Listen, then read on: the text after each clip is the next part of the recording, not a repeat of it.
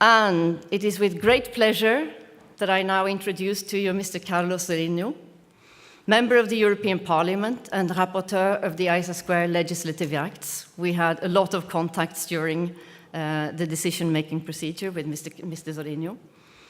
He was the national coordinator of the Lisbon strategy and technological plan in Portugal. He developed the Portuguese digital agenda, which improved the country's competitiveness through technology, innovation, and knowledge. So, without any further delay, I would like to invite you to the stage. Please take the floor.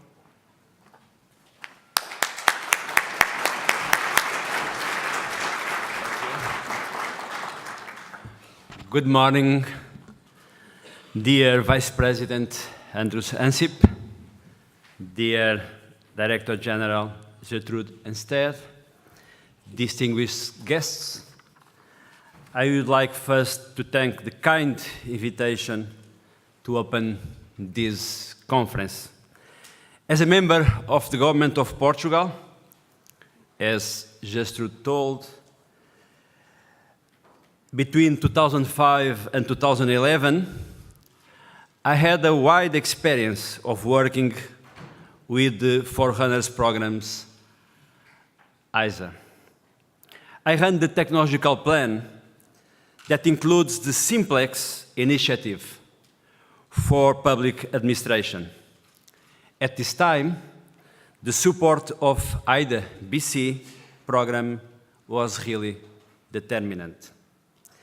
And that's why I received enthusiastically the appointment as rapporteur of the European Parliament for ISA² program. I knew I would work on a program with a history and a tradition of good performance. The responsibility was thus really increased. What we need to do together is to adapt the ISA to new challenges without losing the acquired learning. Now, looking back, I think that the European Parliament, always with a very deep and close cooperation and coordination with other institutions, gave a good contribution to this goal. Only the practical implementation of the program will be able to confirm my conviction, but I want to say to you that is a very solid conviction. A strong majority was obtained in all the votes in the Parliament, in the 3 committees and in plenary, which is also a sign that the contribution is strong in substance, but also in the appropriation of the underlying political idea. I titled this my brief introduction, ISA² in the heart of European politics. Precisely because I think it focuses on what today most lacking in the European project. And what is the most important now for our project is common platforms, trust, involvement of partners, affirmation of an identity built on respect for diversity and by shared values.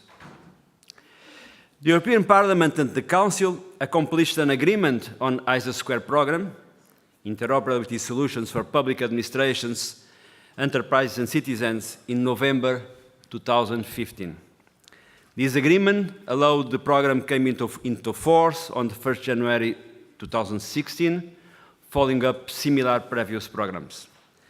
Beyond the almost 131 million euros to invest over the next 5 years, there are many innovations introduced in the legislative proposal, not only by the European Commission, that makes a very good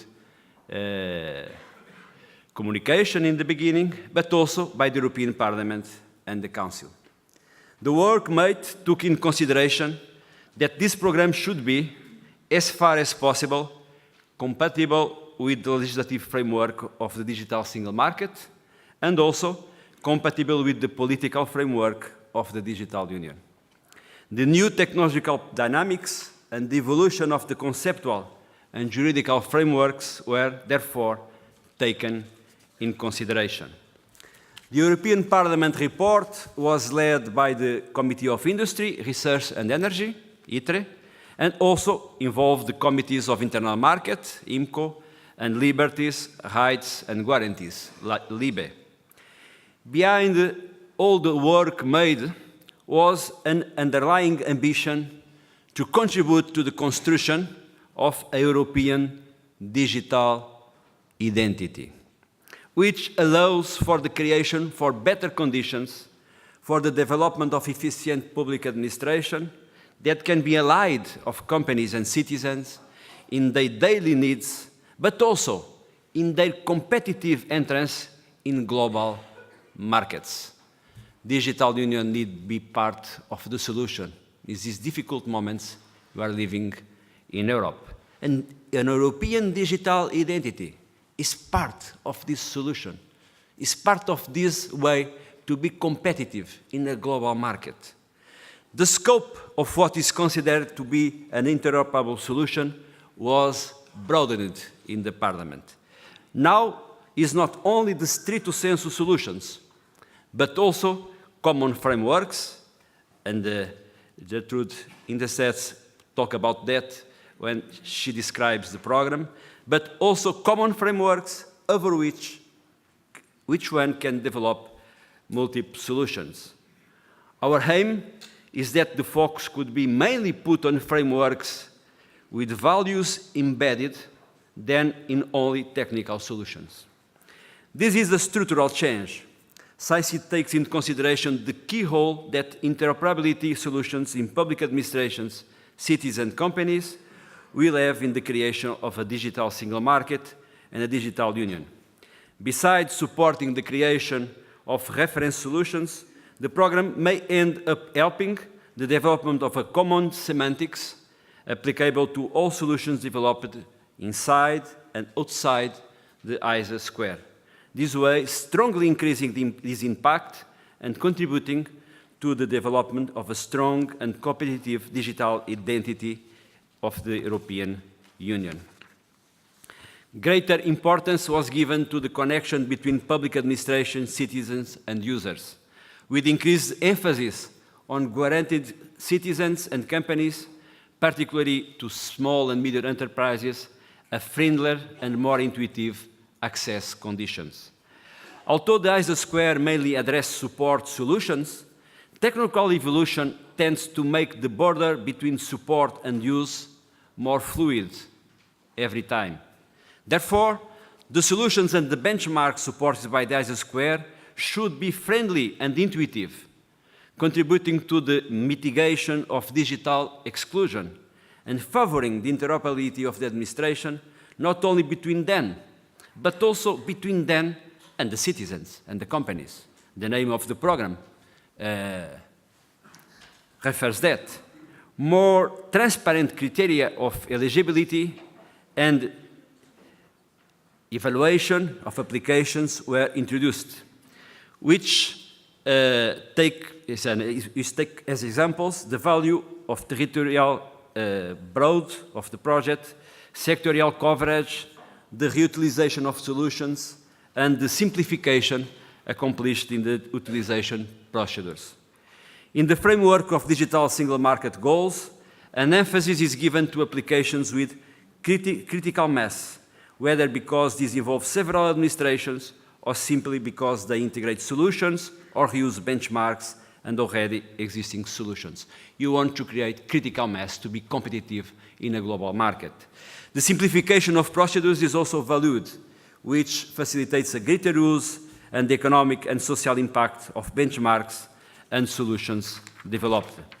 An incentive principle to the creation of users' communities was introduced. I think it's also very important. That in interaction with the promoters can create an improvement and permanent adaptation of common frameworks and solutions to the needs of the society in general and the economy in particular.